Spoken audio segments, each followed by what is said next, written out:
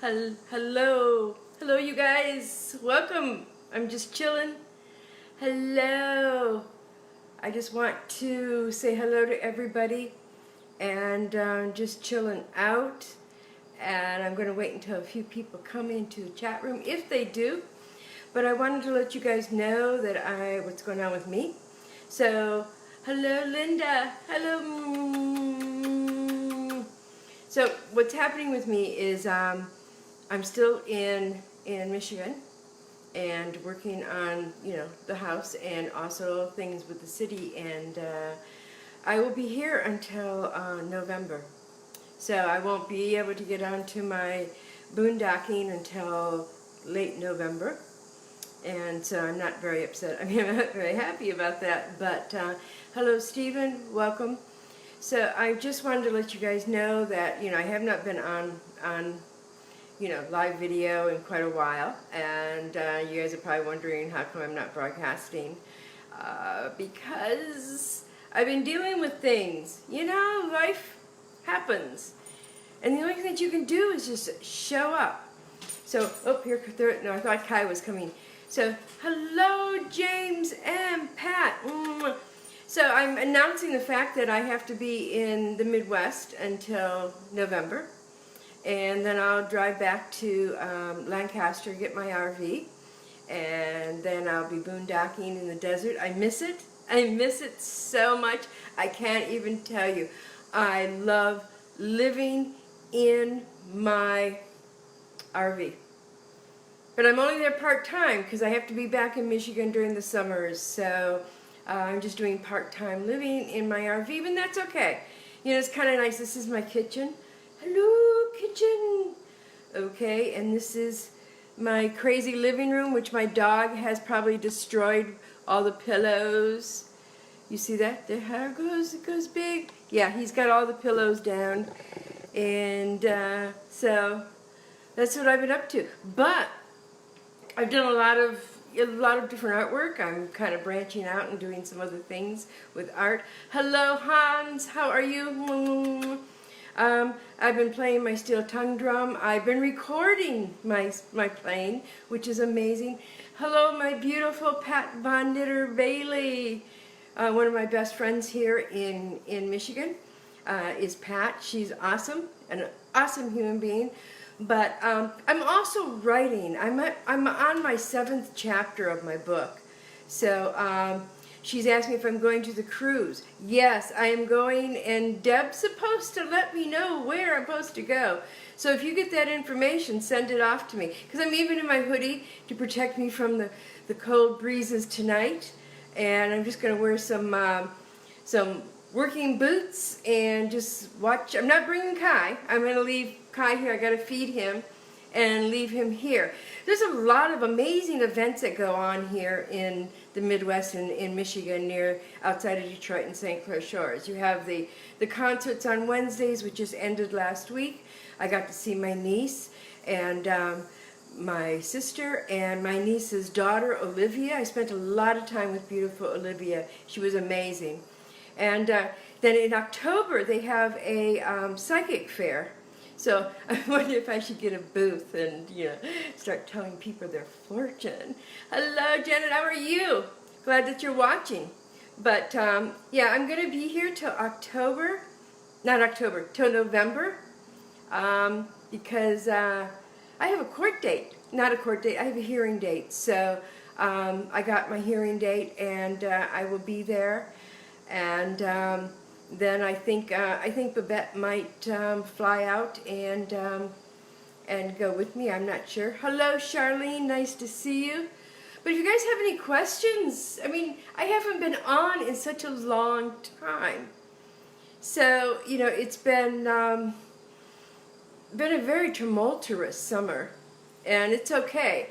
I've aged a lot, and guess what? I think that this is the most amazing thing. I have been off of ice cream for about 2.5, 3 months now. Ice cream is my downfall. I love ice cream like you would not believe. So I basically, have gotten off of it. And I'm eating mostly salads and chicken and salads and chicken and salads and chicken and some cheese and salads and chicken. I'm trying to stay away from the processed foods, like, you know, how I eat my soup, and that's all I live on is my soup. So I'm trying to stay away from all that.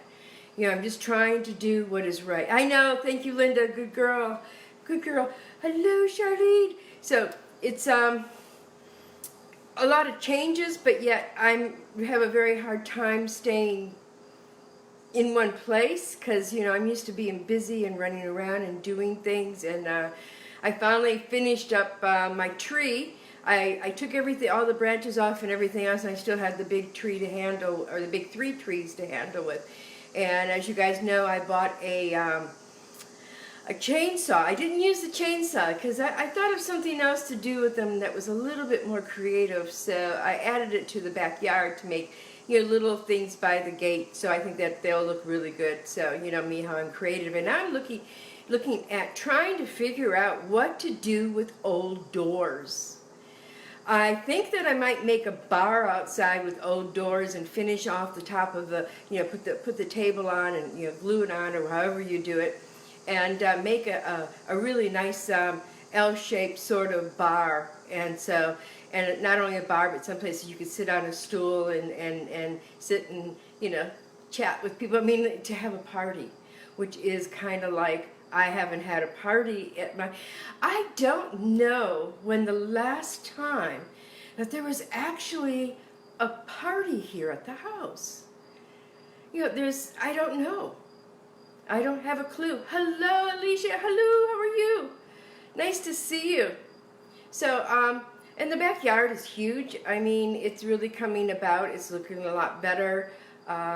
Just doing a lot of work in the house. I have to tackle the floors.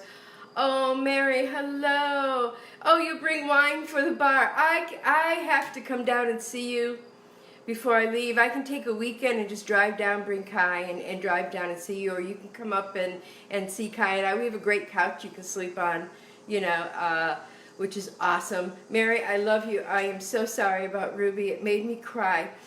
Mary has been my friend. She was my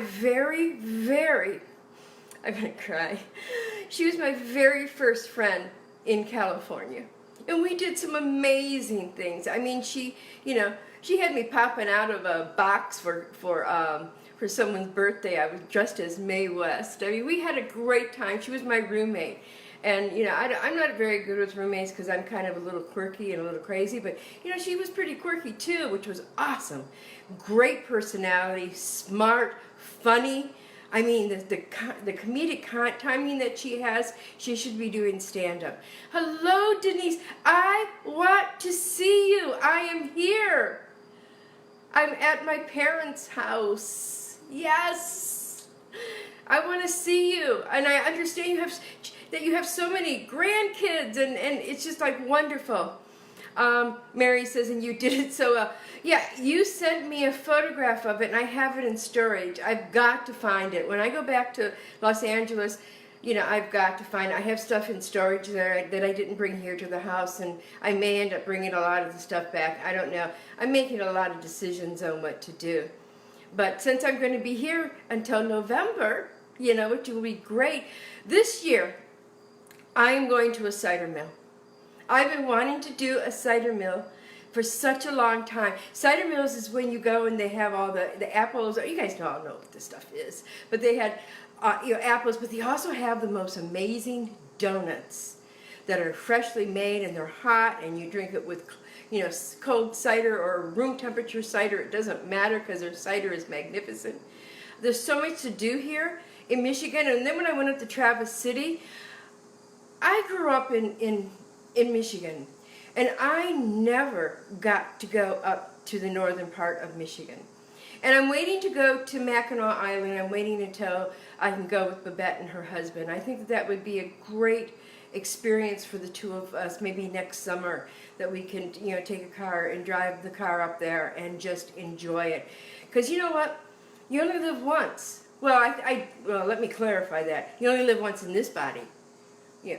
You know, it was really funny. I took a selfie, and I noticed that, like, my boobs were, like, hanging to my waist, and I go, oh, my God, when did this happen?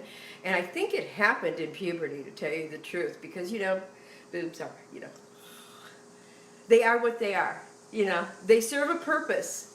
As you get older, I don't know what purpose they do serve, but as you're younger, you know, you put them in, you know, little sexy things and you walk around. And as you get older, they kind of like go farther down and you can use them as a tabletop. You know, all the different things that you can use for boobs. You know, I know it's not very funny, but it is the truth.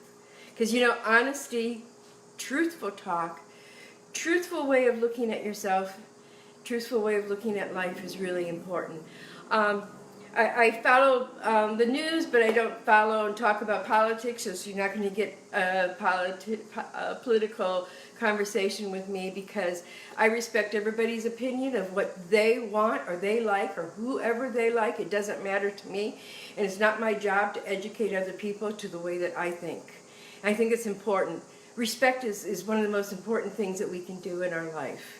To respect others, to be kind, to be gracious, to be compassionate, understanding, sensitive, to carry,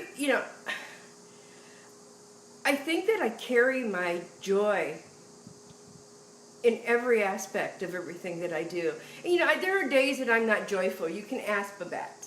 You can say, Babette, is your mother always like this, perky? And she'll say, hell no. Because Babette is kind of like, she's like my best friend / daughter, mom, grandmother, person. Babette knows me better than anybody in the whole world, and she knows what, hello, Matthew, hello, sweetheart. I used to date Matthew. That was awesome. He's quite a bit younger than I am, but I kind of like them young. They smell good. I kind of like them. They're pretty awesome. Yeah, Matthew, nice to see you. I'm waving. Hello. Give me some love. Give me some love on the thing. Hit the love button going, hello. So, but I haven't been on. This is kind of good because, I know where I have everything where I'm supposed to be doing. I've got to not finish my book. I've got to continue writing it. I'm on my 7th chapter. And it is a book about my spiritual awakening. And it starts out when I was a little kid drowned in Lake St. Clair here, right 3 blocks from where I'm at right now. And how it reoccurred of what happened a 1.5 years ago. So it all ties in together. It's all about all the different journeys that we have to take. Sometimes it's always not working with the light. Sometimes you got to work with the dark. Because it's the darkness that shows you the way that you're really supposed to be, and to find that joy from the bottom of your soul, to create that reality that you wish to have. I've learned to live without material goods, which is, I'm even barefoot right now. I didn't put on my boots yet. So, but you learn to realize that there's more important things in this life. What's important is this. Every person that's in this chat room, you're very important, and you're very loved, and you are all loved by me. I wouldn't be who I am without people like Denise. Denise is someone that used to live 2 doors down, I think 2 doors down from me. And Cassie, her daughter and my daughter were really good friends when they were little. And Cassie, Denise was such a hardworking mom. I was kind of like the lazy kind of, hey man, I'm just going to go out and party. I really was. I was a party dancer. I was at the bars all the time. I was dancing. Always, always ready to dance, because I love to dance. You turn on music and all I want to do is just dance. Even to this day, you turn on music. And don't turn on belly dancing music, because all of a sudden I start doing the, so those sort of things, which is hysterical. Absolutely hysterical. But Denise is, I've known her since, I said Babette was a year old. And and then Mary, I've known her since I was 29 years old when I moved to Los Angeles. Matthew's, he's been my friend since, oh my God, was it 5 years ago? I don't know anymore, because time is irrelevant. There's no use for time. What it is how you enjoy each moment that you're in. each moment that you excel, and each moment that you look at your life, and each moment that you do something that is kind. Hello, Dan. Nice to see you. And when I talk about kind, Dan is from high school, and this is what has been wonderful about Facebook. A lot of people, bitch about Facebook. Bitch. You know what? I don't. And the reason why is this: because it has connected me with all of you. Every time I come on Facebook, highlights of my past shows. I mean, just like when I went up to Traverse City and we got the photograph of all the family together. If you notice, I was like the most oldest and the lightest person in that room because they were all my ex-husband's family. They were the Albanians. There were 11 children from my ex-husband's father from his second wife. My ex-husband was from the first wife. And I've known them since they were 3 and 4. I mean, I watched these kids grow up. And they welcomed me. And I called up Paul Pepe, and I said, I found out that Maria, which is my favorite, sorry you guys, but she is my favorite, because I met her when she was like 3 or 4 years old. She had the biggest brown eyes, and she melted my heart. And I wanted to see her, and she was flying in from New York, and so I wanted to see her. I wanted to give that little girl a hug. So I called up Paul, and I says, Paul, I'm inviting myself. I wasn't invited. First time in my life I've ever invited myself to something. And you know what? It was wonderful to see all of them. They were gracious, they were kind, they fed me like they worried about me. And I spent a lot of time at the beach with my dog because, they don't have backyards in any of them, so I couldn't put Kai outside, and so I felt really bad. So I took him to the beach, and we got to spend some doggy master time together, which was great. But I just wanted to let you guys know what I was doing. So I'll be here in Michigan until November. And then I will go back and get my RV, and then I'll start my boondocking for about 4 or 5 or whatever months I do it. And then take it back to Lancaster and then drive back to Michigan. And because I have to drive. I can't fly because I have Kai. Kai is, he's a smart dog, but he's really... it's the fault of the owner that he's not trained, and that's me. I mean, he's really spoiled. I mean, my day consists of this. Hello, Mary Ellen. Love you. I told you, my past keeps coming back into this chat room. So in the morning, at 6 o'clock in the morning, I get him barking. He used to not bark. He used to come in and put his paw on me and bug me until I got out of bed. Okay, and now... he gets me up at 6 o'clock every single morning. There's nothing I can do. I have tried to ignore him, and he has starting to use his voice, and he's got a bark that will go crazy. I mean, it will really absolutely go crazy. So then I let him outside, and I leave the door open a little bit, and then he comes in, and then he sits in the front room and barks again because he's telling me he wants to eat. And then he tells me when he wants to go outside and pee. He tells me when he wants to go outside because he wants to run around a little bit. And then when it becomes 5 o'clock in the evening, he will sit in the living room and bark because he's hungry. This is what this dog is doing. He'll tell me when he wants water. And if I tell him, show me, he'll run over to the bowl and just look at the bowl like this is it. Or he'll run to the door. Or he'll run toward the water because he needs water. So he's really smart.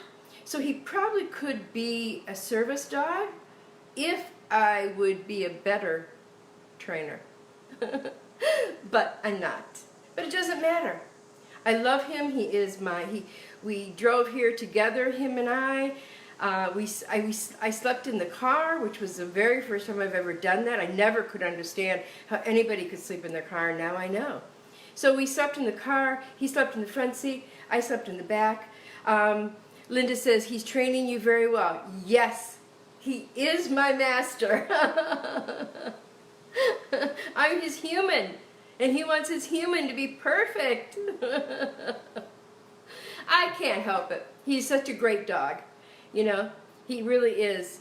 And Mary Ellen says, hello, Miss Linda. Mary Ellen, I love the photographs of all the fairies and all the angels and all the things that you post and all the positive things, because I think that that's how we are going to change this world, by our positive affirmation and actions in this life. You know, if we're always complaining, always grouchy, Chip, congratulations! Ah! Congratulations to you and your beautiful new wife. He got married over the weekend. It was wonderful to see the photographs, and I knew when they first met, and I knew that, you know, I met Chip way before she did. We were just friends, and when he met her, he was so smitten, he was so in love, and he is such a wonderful dad to her children and to her. And Chip, I love the man that you have become, which I think is wonderful. Hello, Bob, nice to see you. But Chip, congratulations on a beautiful wedding. I love your wife's new hairdo. I mean, it was beautiful to watch. Her dress was amazing. You guys, I know you guys are going to have a wonderful future. And when I come back into LA, you know, I will hope to see you guys. You know, I won't be back until late November, and then I get in my RV, and then I go boondocking. I'm thinking of going to Slab City. Yeah, everyone says, no, you don't want to go to Slab City. There's a lot of crime there. People are doing drugs. I've been there twice. And I think I'd like to go and spend some quality time instead of just going in and out. Because you know what? Sometimes you got to learn for yourself. And I don't put everybody into one box and keep them in that box and never allow them to live their life or judge them, because I am a person that I judge nobody. And if you mistreat me, I try to figure out what's going on in your life and why you're so unhappy, and if there's anything that I can do to make you feel happier. So, and that's how you're supposed to live your life. We add to our lives, we add to the universe, we add to the energy of the human race in a positive vein. Without that, we would have nothing. Watching what's happened in Los Angeles with all of the homeless, every time I go back home to Los Angeles to see my daughter, it makes me cry. Because it's not the city that I was used to. It's not the city where I used to live. And it pains me to watch. Being an empath, I'm really kind of a intuitive empath, which I don't really, I'm losing my hair. I'm starting to talk about it more because of the book that I'm writing. I'm trying to let you guys know that there's more to me than what, you know, most of you know about me. Because a lot of you know me really, really well. A lot of you have been in my lives for, you know, for years. I mean, there's kids from high school, from elementary school that will watch this.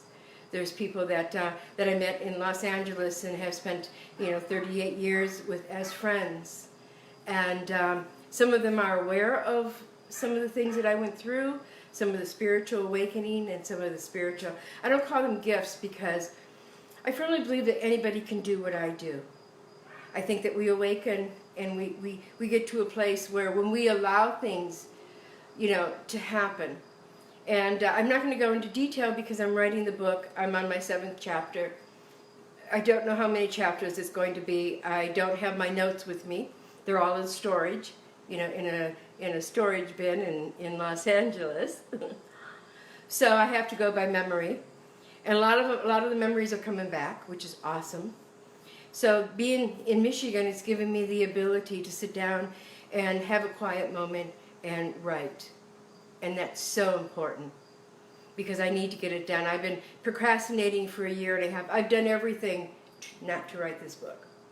Did the wire wrapping, making playing my steel drum, making my steampunk book. I mean, making my canes, making my music instruments, you know, anything I can do not to write. I am a huge procrastinator, but that's okay. It will happen when it's supposed to happen, when it's meant to be, because if I don't do it, then it was never meant to be. So it's okay. There's no rush. There's nobody, taking a spoon and hitting me in the head and saying, you've got to do this. Well, really there is, but we're not going to talk about that right now. So, but I wanted to keep you guys informed because I've had some people write me and say, we haven't seen you in a while. Even my next door neighbors tell me that they have not seen me outside and they're wondering what's wrong. I mean, I redid the front yard. I think I saw you photographs. It looks better in person than it does in the photographs. And people do, well, this is what happens when people walk by. Ready?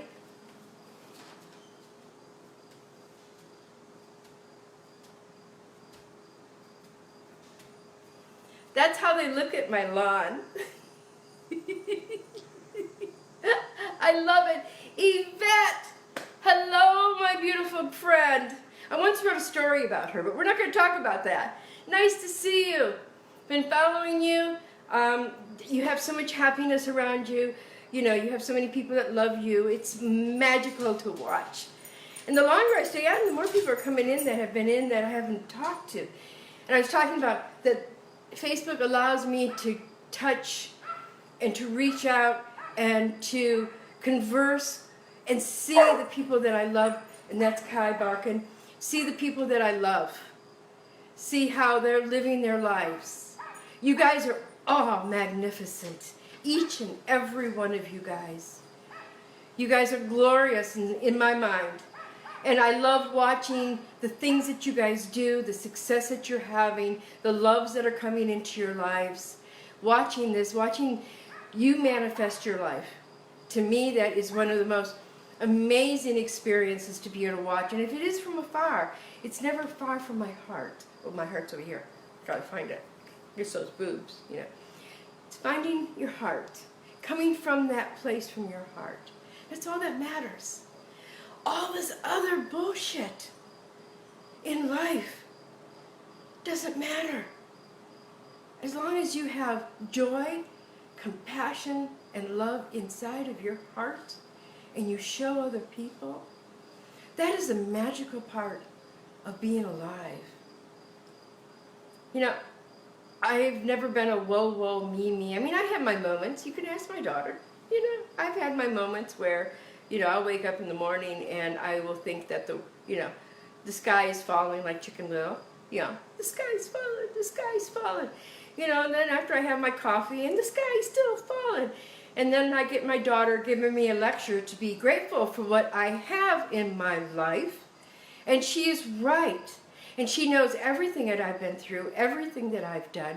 She knows every step of the way except me getting pregnant. Or she knew she was there when I got pregnant, but her dad, never mind, we're not going to talk about that. And that's another story. But that's an amazing story because him and I are still friends. My daughter's in her 40s. We're not going to talk about how old she is. Then you guys will guess how old I am. But I guess it tells you how old I am on Facebook. So there's no way of getting around it. You got to be transparent on Facebook. And if you say something that people don't like, they'll call you on it. They'll make your life miserable. So I have a tendency to come from that place of love and joy and compassion. So to me, that is the most precious place to be. Yes. You guys can see I'm getting older. It's starting to sag. I'm not going to get a facelift. I want to live to 130. If I live to 130, then they're going to be able to change every single organ in my body. Then they're going to be able to put me in a machine. They're going to be able to stretch my whole body up, and they're going to put a chip in my brain that will give me so much knowledge, it'll be ridiculous, and then I'll live forever. Doesn't that sound wonderful? People go, oh no, I don't want to live forever. I do. I love life. I love it. I love it. I love it. Even in the hardest moments, when I don't want to continue, when I'm crying, what I do is I try to sit down, cross my legs on the floor, light some incense, pray to the Creator, and tell Him to take away all this. And I want to live from joy, gratefulness, and happiness. And only I can give it to myself. Only I can do that myself. Nobody can give you that. There isn't anybody in the world that can give you happiness. Happiness has to come from the core of who you are. You have to love yourself unconditionally, and I don't mean from an ego sort of way. I mean the kindness to yourself, the kindness that you give other people. You know, like me talking about my boobs, you know, which is, you know, telling them that they dropped, they're down at my waist and stuff like that. You know, that may not be nice talk, but somebody is, you know, saying, well, you know, then she doesn't like her body. You know what? I do like my body.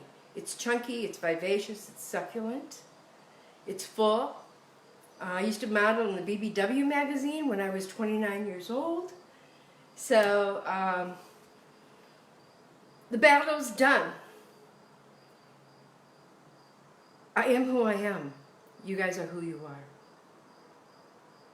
And watching you guys live your lives and being able to share with the photographs and the videos that you make, and sharing baby pictures and grandkids pictures and all this other stuff is pretty amazing. Even though I'm alone, and I've been alone almost my whole life, I'm not alone with all of you. I'm never lonely because of all of you. And you need to know that. Because when I come on and you guys, you know, stop by for a few moments to say hi, it touches my heart. And I will never forget it. Never. Never at all will I forget the kindness that all of you have shown me, and the love and the compassion. And that's what life is about. And I'm going to say goodbye because my daughter says I do too long of chats. I don't know how long this is. I talk like 50 million miles. But I felt today, after I got off of my hump of feeling sorry for myself at times, you know, I felt that it was time that I show up. Show up for me. Show up for everybody that loves me, that's worried about me. Because there are people that are worried about me. Because it's been a very tumultuous summer. And I have finally found joy in all of it. So it's been a huge reflection of my life. Being in the house that I grew up in, you know, with my funny kitchen, you experience all of the memories that you had as a child. And you miss those two people that raised you, that you love so much.